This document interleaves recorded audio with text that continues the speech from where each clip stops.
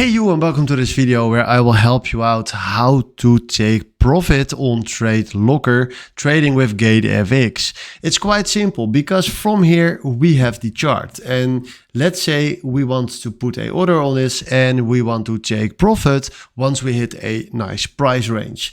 So let's check it. For this we click here on the arrow, and right now we want to buy Bitcoin and we want to create a take profit. So we click right here on take profit.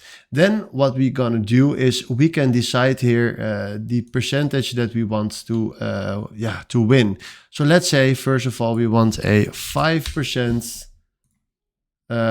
We want a 5% profit margin. Now then we decide right here how many lots we want to trade. So let's say we want 1 lot. Then we will have a nice 5% increase, and there is the position where we want to take profit. So that is 95k.